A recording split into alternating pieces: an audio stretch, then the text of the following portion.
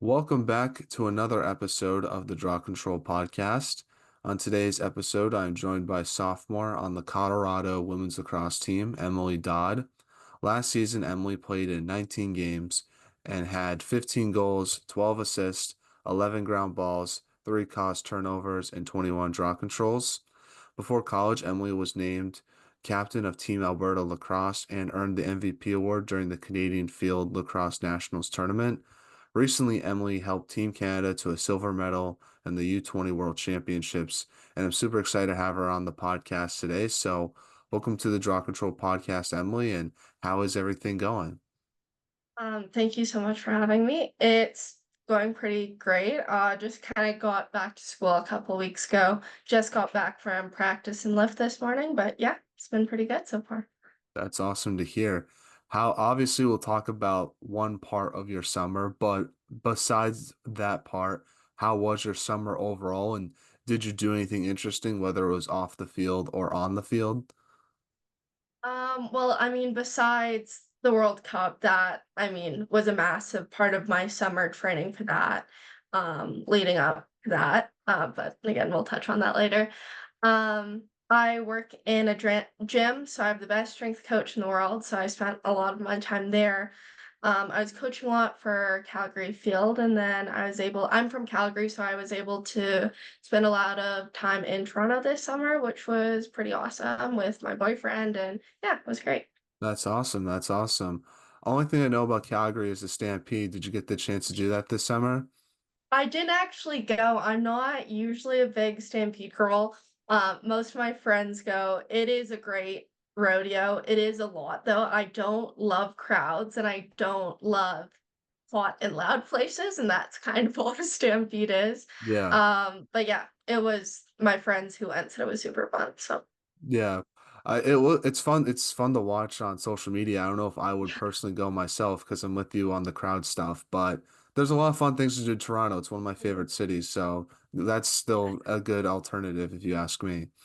it was really nice. We got to stay in the beaches, so there's a lot of great restaurants there. Got to watch a lot of lacrosse.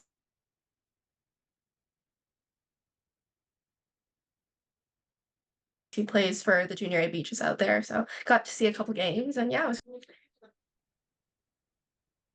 Now, one thing else I want to talk to you about for you this summer is what were some of the things that you've been working on this summer to sort of get ready for the upcoming season? I think coming off of season last year, you're so in it. There's so much to do. It is a lot. It is amazing, but just knowing when to take a break. Again, the strength coach I had mentioned, he really was great. I want to jump back into, okay, I want to get on the field, I want to get in the weight room, and taking a couple weeks off was actually the best thing I could do. Try to reset and just, keep lacrosse fun. And when you're playing it every single day, all the time, it can get pretty draining. So yeah, taking that break was great for me. And then I think in the summers, I focus a lot in the weight room and kind of like running mechanics, plyometrics, more of that sort of stuff. We don't have very much lacrosse in Alberta. There's no league, so I can't really play any games. Not too many girls at my age are playing in college either, so it is tough to um, get on the field and kind of practice that way. I'm a big fan of wall ball, kind of go shoot, but yeah, my main priorities in the summer are always just trying to get stronger for injury prevention for the fall and season. So I do lose a little bit of muscle mass over the season, so just trying to gain that back. And so yeah, just a lot of stuff in the weight room. Nice, nice. Well, Yeah. sort of want to transition now and talk about the beginning of your career and sort of work all the way up to where you are today. So, like you mentioned, you're from Calgary, Alberta. Talk about growing up there and how did you start playing lacrosse? Because from what I'm told, Ontario and BC are like the two big lacrosse areas in Canada, but Alberta, it's still sort of growing over in that province. So I'm just curious how you started playing lacrosse, being from a sort of a non-traditional lacrosse area. Yeah, great question. I'm gonna throw a bit of a wrench at ya, and I played a sport called ringette growing up. So it's kind of everyone who plays ringette's probably gonna come at me for this, but basically I played hockey growing up. So I'm so Canadian. Hockey was my sport, right? Ice sports. And then in the summers, a lot of my friends were playing box lacrosse just for some cross training for fun, something to do in the spring. So I started off playing ringette, but basically hockey. And then my friends just kind of got me into it. So I played a lot of box lacrosse growing up. That is decently well established in Alberta and for the women's game as well. So I played box lacrosse all the way growing up. I didn't play a ton of field lacrosse just because there's not a league in Alberta. There's no real opportunities outside of playing for Team Alberta and playing a few kind of handful of games every summer. So really when I was getting recruited, I was box lacrosse player. So I didn't have much field experience. We practiced quite a lot with I played for Elevate, which is a club team in Calgary, and we would practice a lot, but there's about, I would say, probably 30 girls in the province who play field lacrosse. There's not very many people, you can't really have games, so yeah, I played for the Hornets, and then a pretty incredible experience as well, was formation of an all-women's, box lacrosse league that I got to play for my last, 1 or 2 years. So I think that was a big step in the box lacrosse game. Previously, there wasn't any tiering, so there was no A or B teams in Calgary for women's, which really kind of it was hard to play because you have some pretty high caliber athletes who want to do a lot in the sports. And then people who don't really show up, maybe they're just doing it for fun, kind of something to do. So there's always a very big disparity in skill levels. So it is, I think, a huge step for the women's game. We got that league made kind of right at the end of my career, unfortunately, but now they're doing that tiering system in Calgary, which I think really grows the game a lot. Yeah, for sure. Yeah, for sure. Did you have any like favorite players and teams that you like to watch growing up? Yes. So they were only a couple years older than me, but I idolized Milana Zizakovic, Alex Matsuoka, and Chloe Elliott. So they're 2 years older than I am, but they were kind of the first girls I was exposed to who really want to go down to the States and play. So they're at Oregon, Maryville, and Towson now, but I really looked up to them so often. They really pushed me. They were huge mentors for me, and just knowing I want to strive to do the same thing. And then just their work ethic. I don't think I've ever met anyone else quite as competitive as those three girls. So growing up with them, um, watching them, learning from them was huge. And then I loved Eve Hritzak too. So Eve was played on Colorado last year, but she's also from Alberta.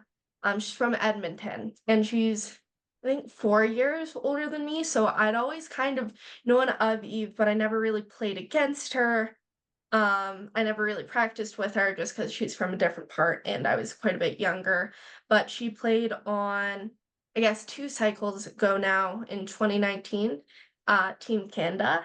And I just thought she was the coolest person. Her stick skills were incredible. I think it was the first time I'd seen someone toe drag and shoot a BTB goal. And so, yeah, she was my childhood idol for sure. And then being able to play with her last year was incredible. We're both lefties, so we kind of had a Canadian left side of the field. So that was a really special experience for me. And then I think you kind of always grow up to watching the Marylands and the Northwesterns on. I'd watch a bunch of college games on YouTube all the time. And then I would just always try to pick out the Canadians. Those were my favorite players, but yeah, definitely Alex, Chloe, Milana helped me so incredibly much, to grow as an athlete and then also just a person. And then, yeah, I idolized Eve when I was just little watching her play, but she's she is a very incredible player. So yeah, definitely a cool experience getting to play with her. Did you tell Eve at all during last year that you idolized her? And what did Oh she say yeah. about that? Yeah, she was my person, definitely, or one of them last year. Uh, Going into freshman year is pretty intimidating. It was scary. It was a huge transition for me that I actually quite struggled with, but she was kind of like my mom. She drove me everywhere. We were partners in everything. And I told her the second I met her, I was like, yeah, I watched you growing up. You're my idol. You're so cool. The first couple times we would pass and just like partner passing, she would fake me out. And I would just be smiling the whole time. My first couple weeks of school, the head coach Anne actually told me, Emily, I love that you're so excited that everyone can pass and catch. And like, it's fantastic that you're so in awe of everyone.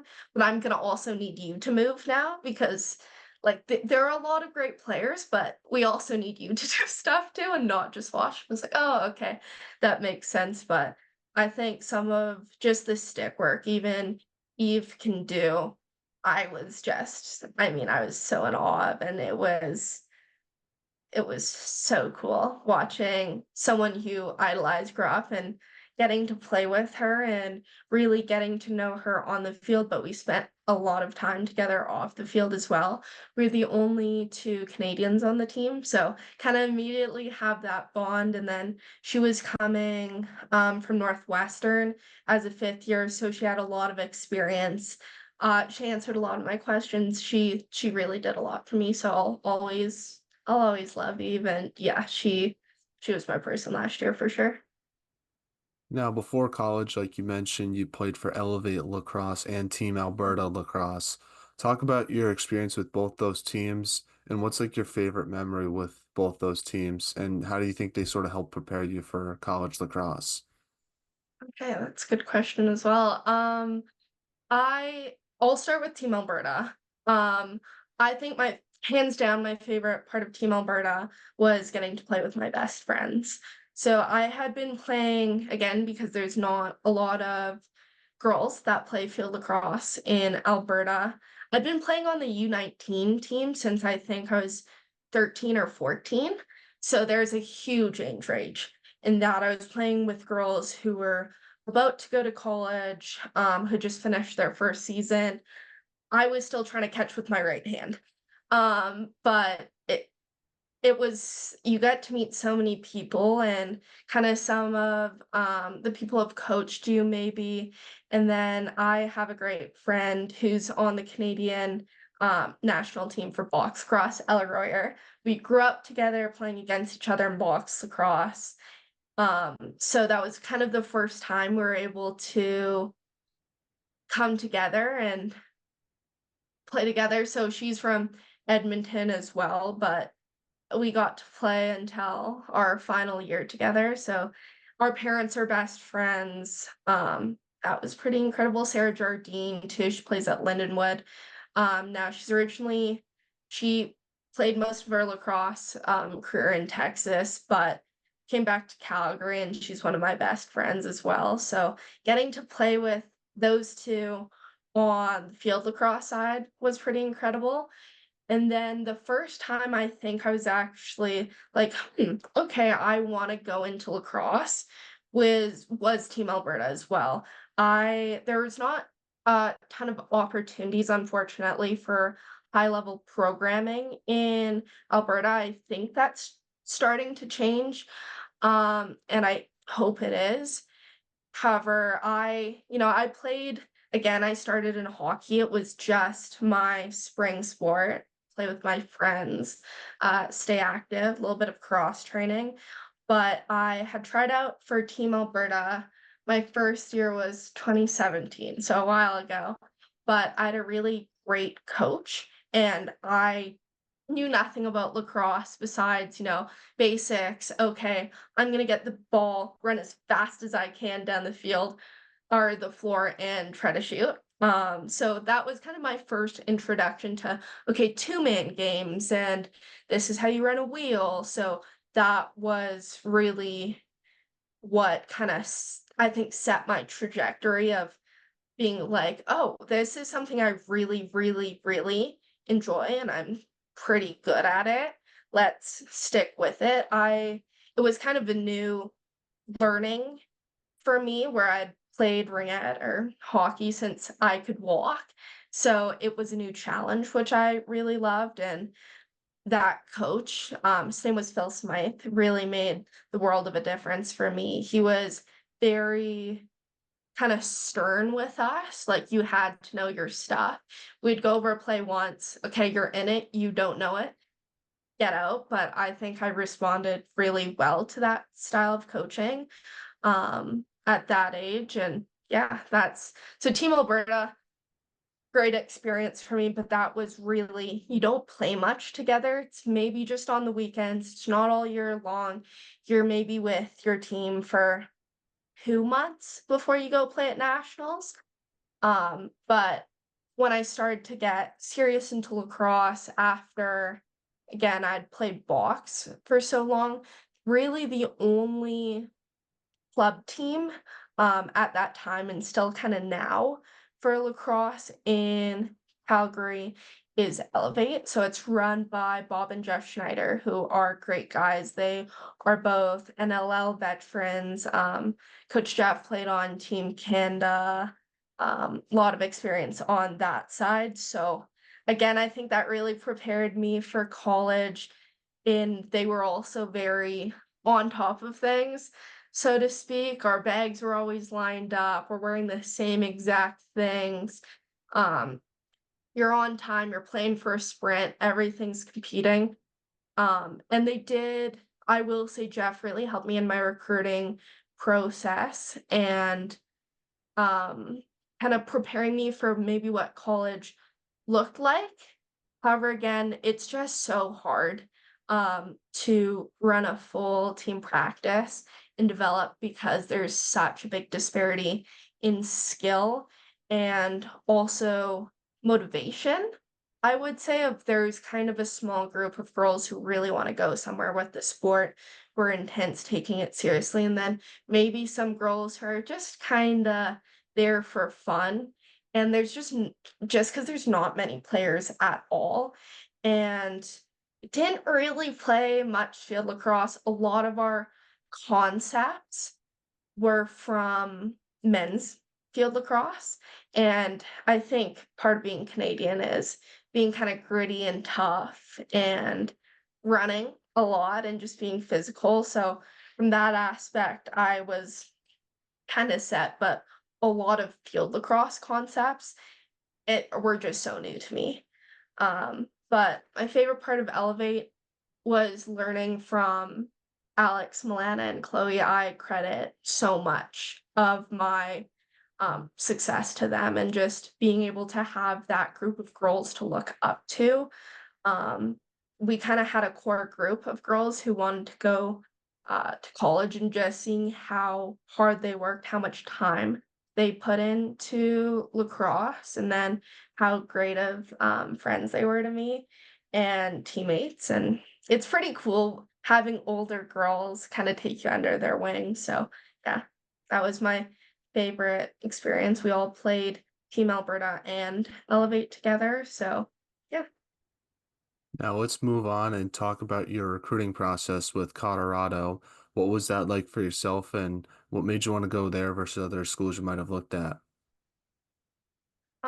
I took a post-grad year, so I'm a bit old. Most people do it coming out of Candor, specifically out of the club team I play for, just because we don't play much lacrosse. So for me, that year was to get better, but also I think that helped a lot with my maturity, face some challenges that I think really prepared me for college and being on my own.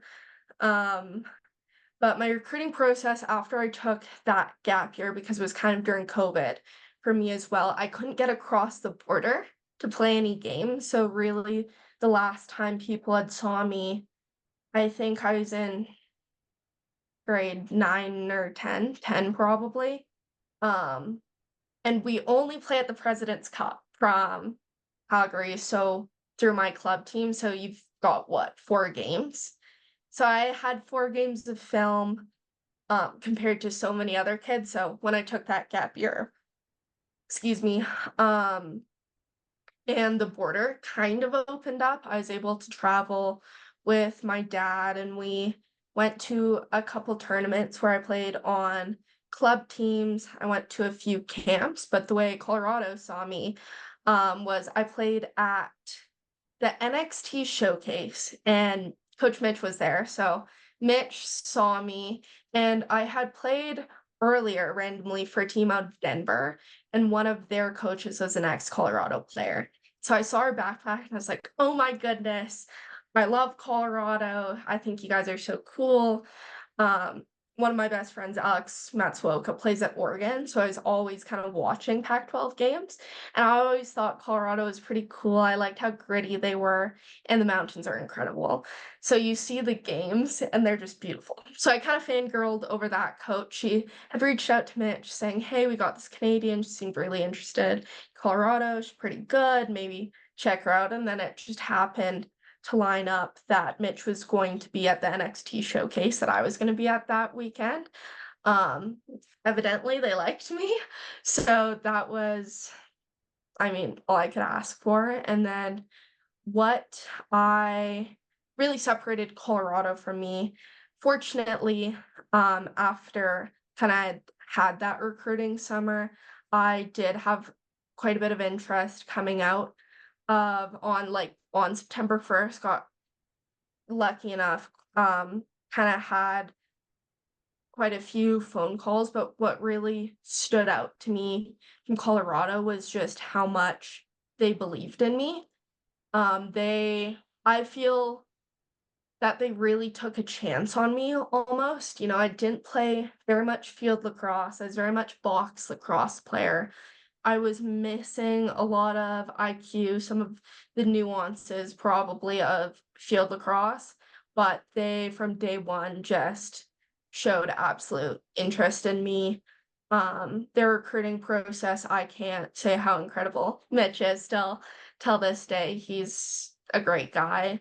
But they did everything for me. You still had to line up COVID tests and to cross the border, and they really wanted me to get me out on an official, and they were just, I loved the campus, I loved the coaches, and that's one thing I'll always really appreciate and respect. And I feel like I kind of owe my coaches in a sense that they took a shot on me of maybe someone who wasn't, I'm not an American who had played a lot, but yeah, they just really believed in me, and that was the separator of, I think I talked to some coaches who didn't show as much um confidence maybe of what I could bring to the table, and Colorado just didn't have any doubt in their mind. So the coaches really was my deciding factor at Colorado. Now, once you got to campus, what was like the biggest adjustment you had to make? Um I The culture was much different. I think coming from Canada, coming from primarily ringette or hockey, it's small team, girls I grew up playing with, my best friends, um, and I mean, college athletics is just a different world. Coming from somewhere to I'd never really been on too many American college campuses before, just the facilities were incredible to me, and the amount of money Americans put into sports just in general, it was, my dad and I would walk around and be like, "Whoa, this is a movie. This, I didn't think stuff like this really happened." But the biggest adjustment was really just I had to learn or relearn field lacrosse. there were just key kind of concepts I grew up playing with that totally different, wanna do the opposite things, and we do play, I would say I love it, and it's great, but a very challenging system to learn initially, and I'm a midfielder, so I had to learn the offensive side and the defensive side, so it was a lot of learning for me. I think my teammates probably got annoyed with how many questions I asked, but again, I think they hopefully, like, finally realized I just didn't play much. So I had a lot of questions because I didn't really understand what was going on. Um, I had to have Anne explain what a sub box was to me. Never really used one before, so we run, like, full field drill scrimmages type of thing, and we run A mids and D mids here. I'd never really heard of that. Um, and once you were kinda in the games I played, you just kinda stayed in. So I had no idea where the sub box was. So she was like, "Huh, we've never had a Canadian before. Guess we should teach you that." But so I finally learned. It's in between the 50s. But yeah, like little stuff like that, even some of the rules I still probably don't even know, but just so much learning at the start and just completely different ideologies and the systems here. Now, talk about last season for you. Obviously, your team made it all the way to the Pac-12 championship game where you lost to Stanford. What did you take away from your freshman year and just the improvement that you've made throughout the season, getting better as well? I was pretty fortunate, and lucky. I was so extremely grateful to start at Colorado as a freshman, and being able to run out in the tunnel was the coolest thing to me, hands down. But throughout the season, as we progressed, just building more of that game IQ of knowing when to push, when to back off is just something you can't really replicate in any other scenario than a game. So I thought as I started to where I ended was I took leaps and bounds of just, like, understanding when to do certain things, when to push, when to hold back. Um, so it was, yeah. My first game, I was so scared. I don't know really if I did anything that game, but I was so scared. I ran really fast on and off the field then versus my last game. If I remember correctly, it was one of my best games I had all season, which was pretty cool to have in a championship game. And then USC playing them, that was a pretty incredible win as well. I credit a lot of that win, almost all of it, completely to coaching. We had played USC, I think, a week or 2 before, and they crushed us. It was their senior day, and we went out to the Coliseum, and they totally crushed us. So we made a lot of adjustments going into the Pac-12 tournament, after we had passed the first round of how we were gonna play USC. We were gonna hold the ball on offense to a certain time, and then we were gonna run, so we really controlled the pace of the game, and those adjustments all came from coaching. So I think in that moment, I kind of realized too how huge and how big that was, to have a great coach as part of the sport. But yeah, incredible team win. The Coliseum's very cool under the lights. That was, yeah, one of my favorite games for sure. Everyone is so excited. Great game. Now, talk a little bit about the upcoming season as well. Obviously, you're moving to a new conference. What are your thoughts about that? I'm excited to play in Big 12. Sad that we're letting go of the Pac-12s again, just because I have some great friends on Oregon, like Alex and Lexi Jenkins, who you just had on the show. Um, but I am excited to play a top 5 team like Florida, to have them in our conference. I think, and this is just my personal opinion, I think we were snubbed a bit last year from the tournament. We were pretty much always in kind of the top 20, of the teams, we didn't win Pac-12s last year, but we didn't get a tournament selection, which I think we took pretty hard. So getting now to move to the Big 12, play a top 5 team like Florida, I'm really excited for. Also, we get to go to Florida and we get to go to San Diego. Pretty excited for both of those trips. But yeah, really excited for the upcoming season. Yeah, that's awesome. Hopefully, I'm trying to think. Hopefully, you get to go to Florida twice in for the rest of your career. Because I know it's a flip flop. So hopefully, it's sophomore year Florida, junior year home, and then senior year, versus having it be the opposite way where you only have to go there one time. You know, Florida would be a pretty nice vacation. Now, let's obviously talk about the recent U20 World Championships. So you got to represent your country, Canada, in those tournaments. Just talk about the experience of getting the chance to go to Hong Kong, represent your country, and win a silver medal. That's pretty cool that you got to do that. It was one of the best experiences I've had in my life. I cannot say more great things about my teammates. I loved every single one of them. That was so much fun. I can't remember the last time I had that much fun, and the coaches were incredible. And then just being around World Cup in that atmosphere, getting to talk to other teams, other players from different countries, kind of their experiences coming in was incredible. And then as well, it being in Hong Kong, like insane. I'd never been to Asia before, and Hong Kong is kind of like any other. It's got huge glass skyscrapers and then super old buildings back to back, and the climate was crazy. I mean, it was 30 degrees. Don't know what that is in Fahrenheit. So sorry. Probably like 90 degrees hot. 90. Yeah. It's hot and 100% humidity.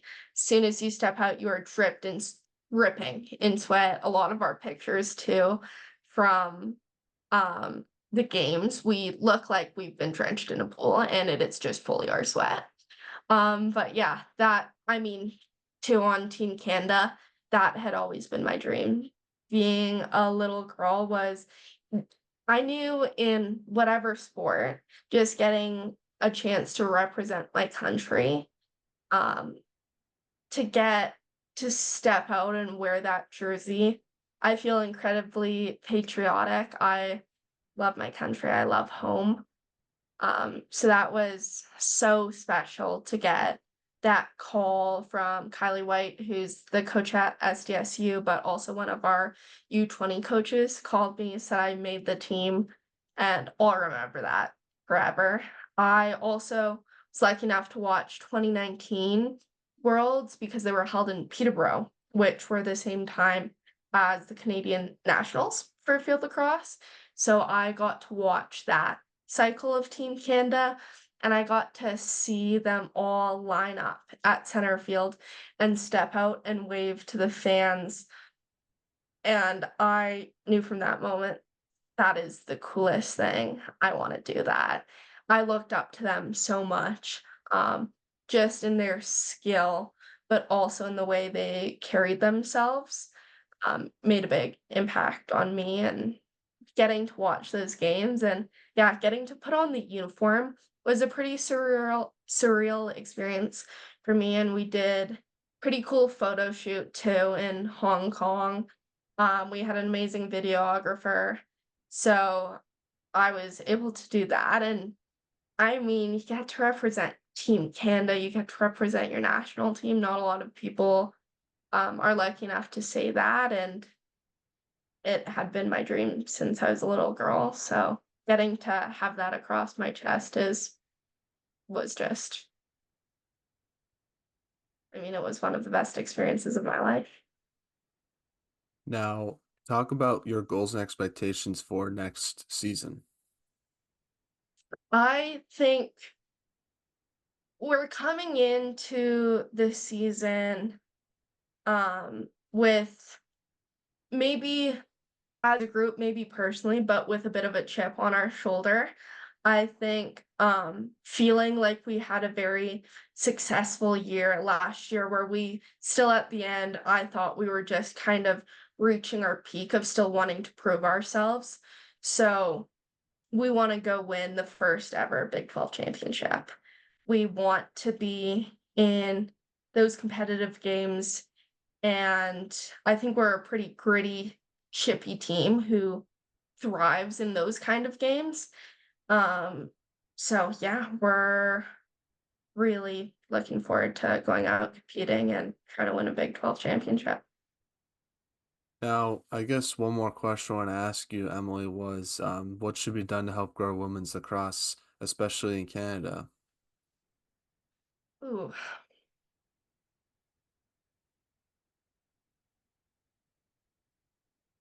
I think just an opportunity for more high level opportunities um, would really grow the game. You need to get it into schools, in my opinion. So I didn't grow up with any high school lacrosse.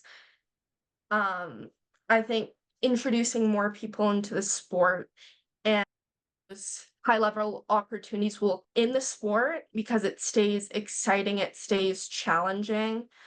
So we need get lacrosse into school, especially for women, and then we need those high level opportunities to actually play games is huge.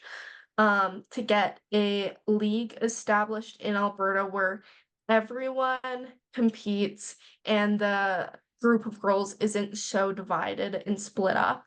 We just need to play games in Alberta. That's how we're gonna grow the game.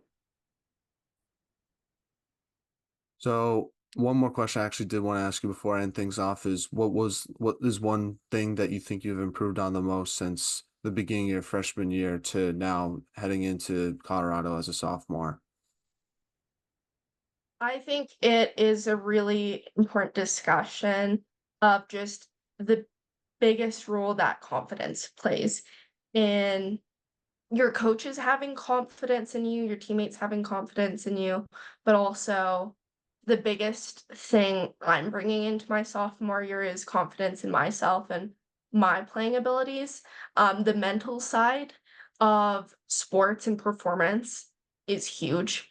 A lot of some of the limiters of maybe the pass I should have made or the shot I could have taken was just not having coming in as a freshman and playing it is intimidating or trying not to make mistakes.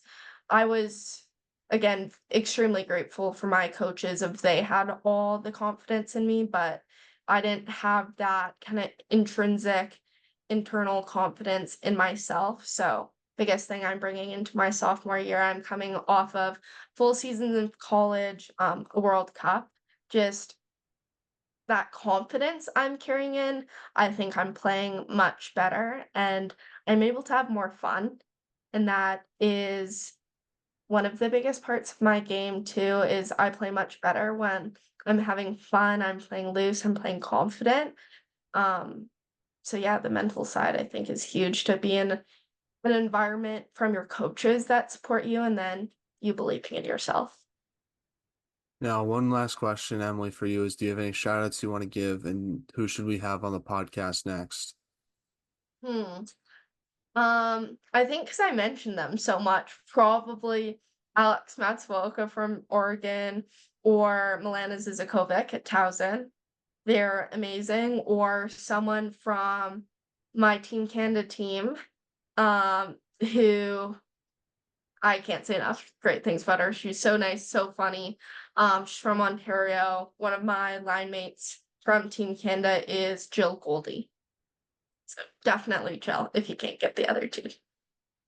Well, Emily, I just want to say thank you so much for coming on the podcast. I really appreciate your time. I think you're a great player, a great person, and congratulations also on winning the silver medal. That's pretty awesome accomplishment. Where is the medal right now? Do you have it with you in Colorado or is it back home? It is actually back home. I don't have it with me, but I will say it is quite large. It was obviously not the color we wanted. I think I'm extra salty because I lost to Anne, my coach here. She's one of the coaches for Team USA. So losing to her, I'm like, ah, you guys were great. Still hurts a little bit. Mhm. But yeah, I don't have the medal with me. It's with my dad at home. Thank you so much for having me. I really enjoyed it.